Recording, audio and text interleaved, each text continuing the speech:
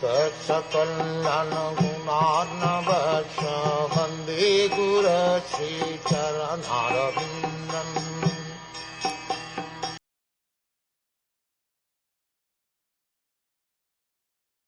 Thus, being pierced by arrows through his ears and afflicted to the core of his heart, Vidhura placed his bow on the door and quit his brother's palace. He was not sorry, for he considered the acts of the external energy to be supreme. A pure devotee of the Lord is never perturbed by an awkward position created by the external energy of the Lord. In Bhagavad Gita it is stated, "A conditioned soul is absorbed in material existence under the influence of different modes of external energy. Absorbed in the false ego, he thinks that he is doing everything by himself." The external energy of the Lord, the material nature, is fully under the control of the Supreme Lord, and the conditioned soul is fully under the grip of the external energy. Therefore, the conditioned soul is fully under the control of the law of the Lord. But, due to illusion only, he thinks himself independent in his activities. Duryodhana was acting under such influence of the external nature by which he would be vanquished at the ultimate end.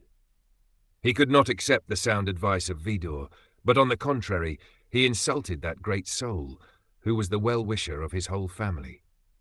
Vidhura could understand this because he was a pure devotee of the Lord. In spite of being very strongly insulted by Duryodhana's words, Vidhura could see that Duryodhana, under the influence of Maya, the external energy, was making progress on the path toward his own ruination.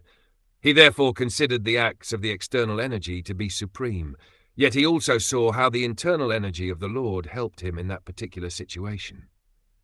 A devotee is always in a renounced temperament because the worldly attractions can never satisfy him.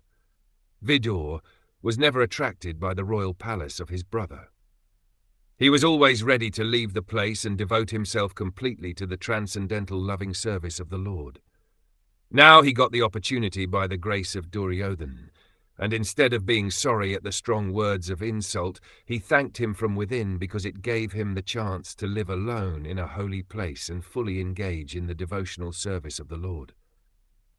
The word gata vyatha, without being sorry, is significant here, because Vidhura was relieved from the tribulations which trouble every man entangled in material activities.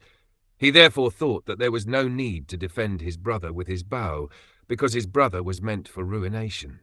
Thus he left the palace before Duryodhana could act. Maya, the supreme energy of the Lord, acted here both internally and externally.